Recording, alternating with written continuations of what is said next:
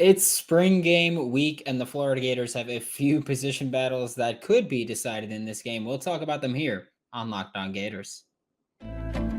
You are Locked On Gators, your daily podcast on the Florida Gators. Part of the Locked On Podcast Network, your team every day.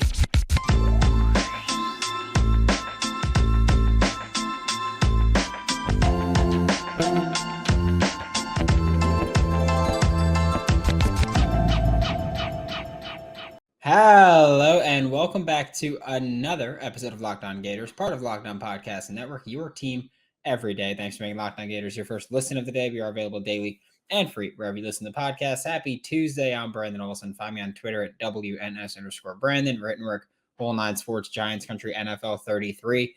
And like I said, we're talking about position battles, which means, we're talking QB again, because I don't know if you know this, but Florida Gators are in the middle of a quarterback battle, and quarterback is kind of an important position in football, which is why it needs to be talked about over and over again, because this is, kind of deciding what this team is going to do this year, what this team is going to look like offensively, and obviously quarterback will in turn have an impact on how many wins this Gators team gets, which I know, I don't know about all of you, but I know me, I want to see that win. So we'll see more than 6 wins, hopefully, this year.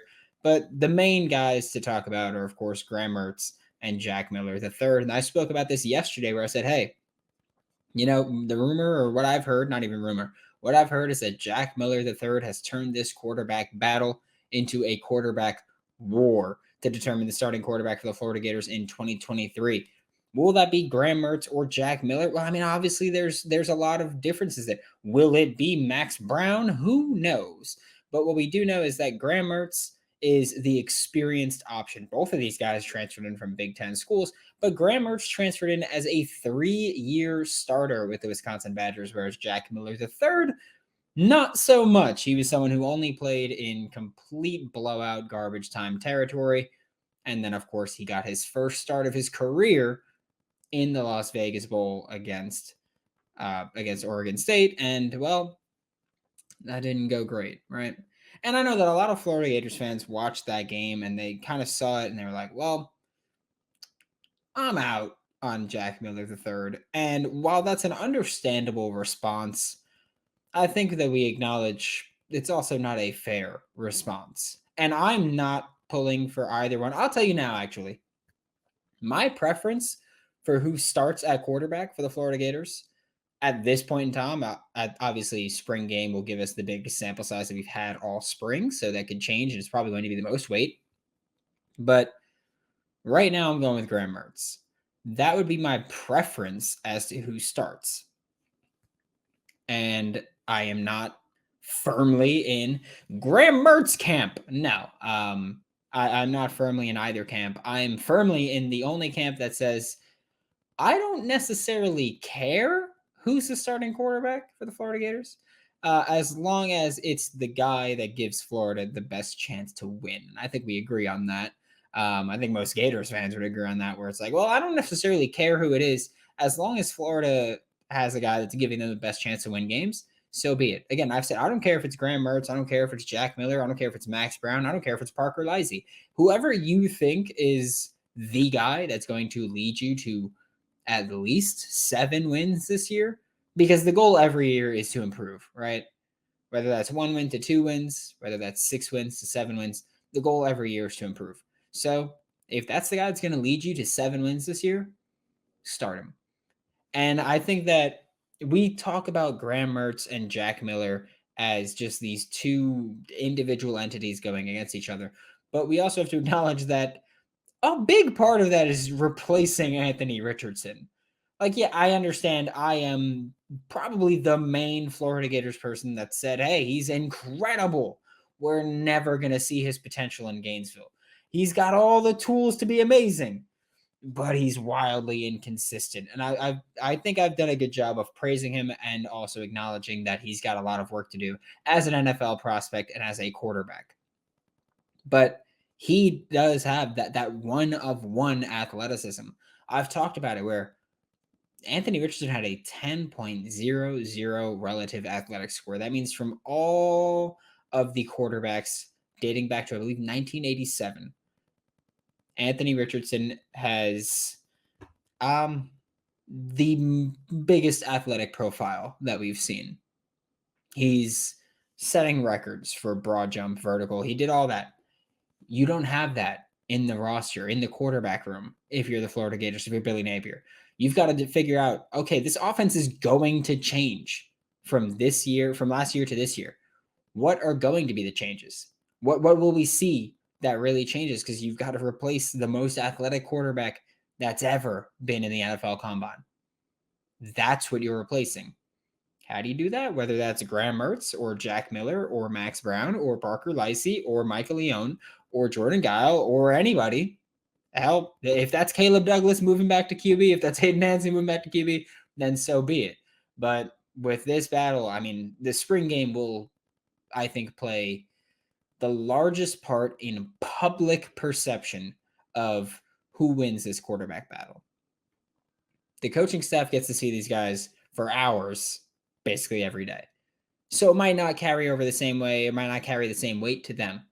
But to us, it will matter a lot. And I mean, Graham Mertz, Jack Miller, both got to bring their A game because, again, this is the best opportunity. This is the best tryout that you're going to get. Because, again, we've seen scrimmages, we've seen these spring practices, and the coaching staff has seen that, and the coaching staff has a large body of work. But this is the time where you're going to see the closest to game situation that you're going to get. That's not week 1 against Utah on August 31st. So this is going to be the biggest game, the biggest battle. That's why you got to talk about it again, because the spring game is going to make or break this quarterback battle, most likely. So Graham Mertz, Jack Miller, buckle up, because it's going to be one hell of a game, one hell of an offensive showing from both of them. Whether it's good or bad, you've got to bring your A game, and I can't wait. But another thing that we need to talk about is who's going to protect these guys, right? We'll talk about the right tackle battle in just a second. But first, today's episode of Locked On Gators is brought to you by FanDuel Sportsbook, America's #1 sportsbook. New customers get a no-sweat first bet up to $1,000. That's up to $1,000 back in bonus bets if your first bet doesn't win. And I want you to know that I've started betting no-run first innings. I started doing that. And yesterday I went 2 for 3. I had Marlins and Phillies, no runs in the first inning. I had Padres and Mets, no runs in the first inning. I had Houston Astros against Pittsburgh Pirates, and I thought it was stupid when I did it, and it ended up being stupid because, of course, the Astros scored in the first inning against the Pirates, because why wouldn't they? But profit. So that's what matters, right? That's what matters. Go to FanDuel.com/lockedon to learn more. Thanks again for making Locked On Gators your first listen of the day. We are available daily and free wherever you listen to podcasts. And right tackle is a battle that is probably not talked about enough from the Florida Gators perspective, where you've got a couple of people, we'll say, battling for it. You've got Keontae Goodwin, who just transferred in from Kentucky, and you've got Damian George, who just transferred in from Alabama. And those are your two main guys battling for right tackle. Austin Barber played there last year, but he's your left tackle this year because that's generally where you want to put your most important tackle. Also important to note that Florida, while they will be active in the transfer portal, they're probably going to be especially active on the offensive line in the transfer portal because you've still got the Micah Mazuka situation, whether that's injury that's going to carry over into the season, and will he ultimately decide the portal? We'll find out. But David Connor, offensive tackle, is no longer with the team. He is hitting the transfer portal, according to Zach Goodall. And yeah, that thins it out a little bit at right tackle.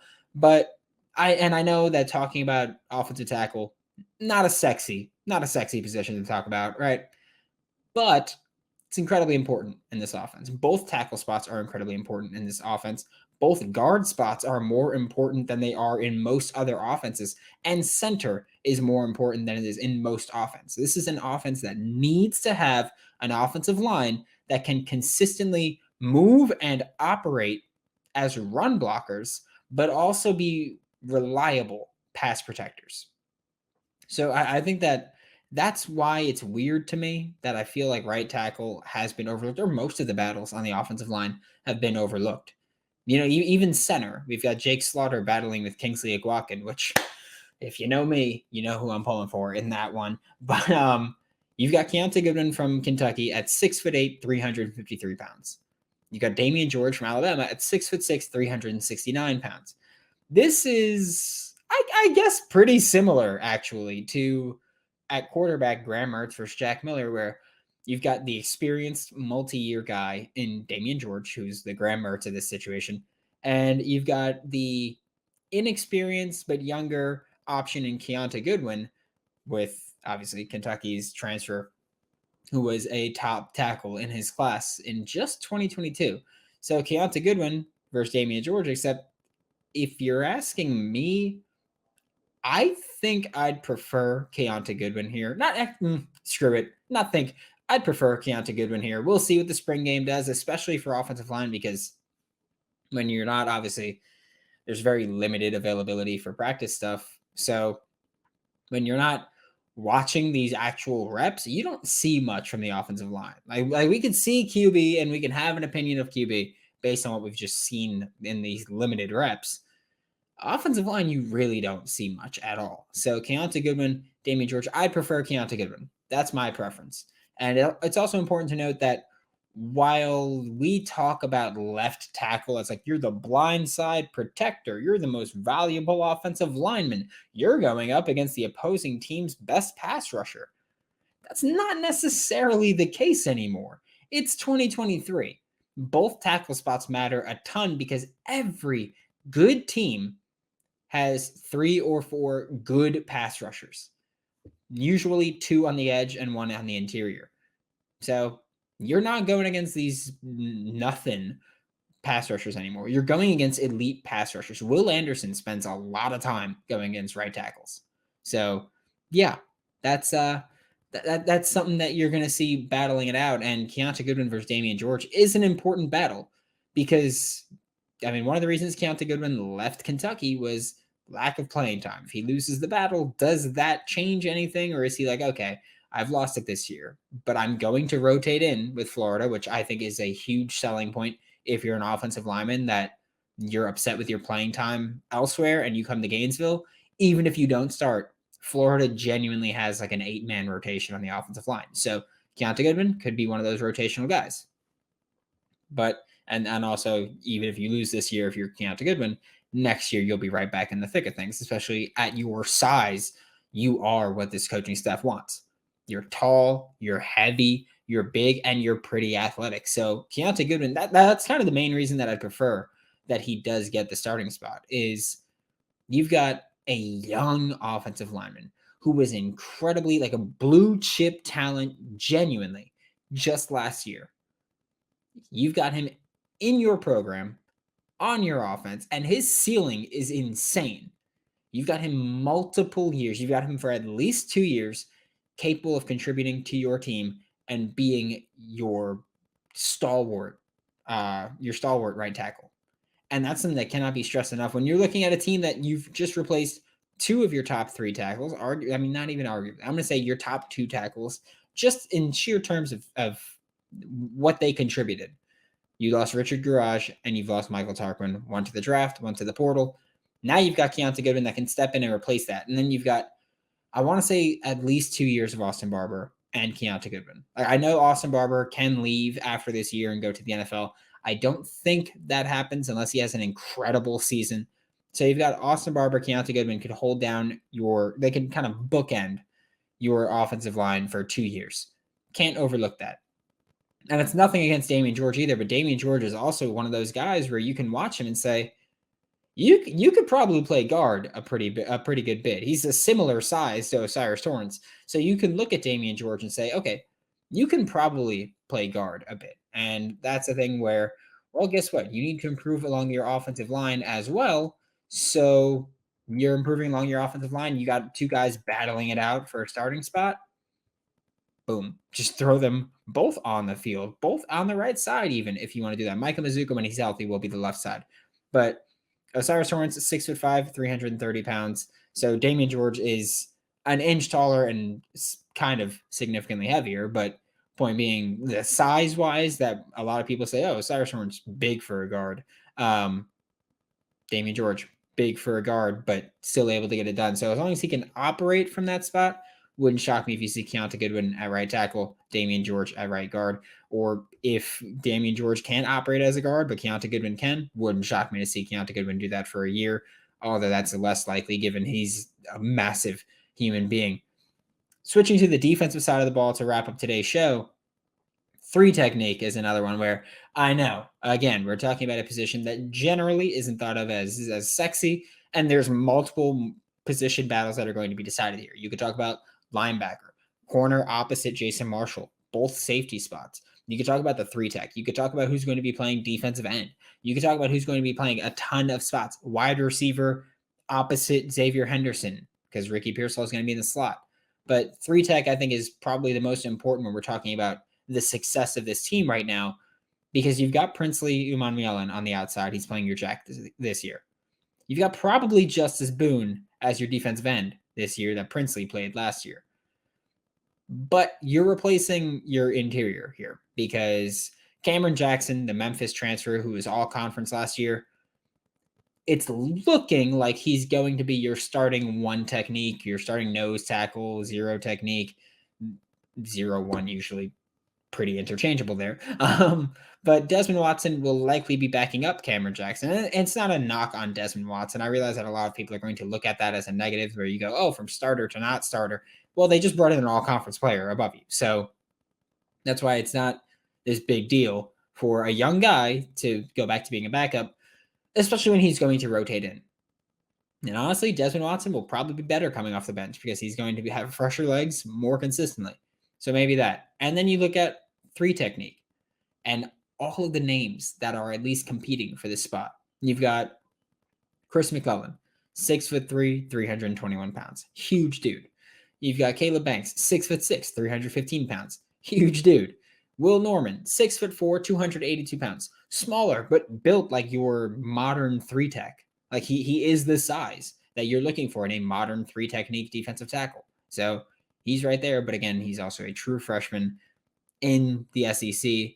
Not super likely that you see those guys play early on, right? Maybe rotate in, but you don't usually see them play a ton, which is fine. Then you've got Jamari Lyons, 6'4", 309 pounds, redshirt freshman. Again, probably not going to play a ton this year, but when you're looking at someone who's at least in the battle here, you've got to consider all possibilities. You know, you've got, Chris McClellan, 6'3", 221 is thick, like thick. That's the only way to put it. And again, like he is another one that's a modern 3 technique where, Jalen Carter is like 6'3", 315 or something like that. So Chris McClellan, similar size, obviously not similar skill set very much, but similar size. My preference is Chris McClellan. I've said this frequently. This is a slam dunk one for me. I understand what Caleb Banks brings to the table, especially with his ceiling and his potential and his athleticism. I understand what Will Norman can bring to the table. I understand what Jamari Lyons can bring to the table. But I know what Chris McClellan will bring to the table. You're bringing a relatively versatile defensive lineman in any way possible, really. You could talk about him his versatility as he could play 0 tech, 1 tech, 3 tech. He could probably line up at the 5 every now and then if you really want him to, and he could do that. So Chris McClellan, can do all those things. You can talk about what he brings to the table versatile skill set wise, where he goes, well, he's good at rushing the passer and he's solid defending the run. You can talk about what he brings technique wise, where he's got multiple pass rush moves, multiple block shedding moves that he tries to work in pretty consistently. That's what you're getting with Chris McClellan. You're getting someone who has all of the skill sets, who has all the tools, who knows how to do most of them. But yeah, he's battling for this spot, and I think that I'd say he's the favorite here. Either way, whether you're taking Chris McClellan, Caleb Banks, Will Norman, Jamari Lyons, if those are your options at 3 tech, either way, you're starting an inexperienced player, which is fine. It's not a negative. Inexperienced doesn't mean negative. Inexperienced could be okay. Like those mental lapses are going to hurt him a little bit, but you could also say, okay, well, we don't know what it's going to be. So maybe he's going to be a freak on the field. Maybe. But with Chris McClellan, you get inexperience with an insanely high ceiling, I think a solidly high floor, and at least 2 years of eligibility as a starter. So that's why for me, it's Chris McClellan at 3 tech. That's just what I would look for. Like he is the prototypical 3 technique that I'd look for. So that's what I'm looking at. Thanks for making Locked On Gators your first listen of the day every day. We are available daily and free wherever you listen to the podcast. We'll be back tomorrow to talk more Florida Gators football, more Florida Gators spring game. For Locked On Gators, I'm Brandon Olson. Don't forget to follow me on Twitter at WNS_Brandon. Find all my written work with Whole Nine Sports, Giants, Country, and NFL 33. And I will see you all tomorrow.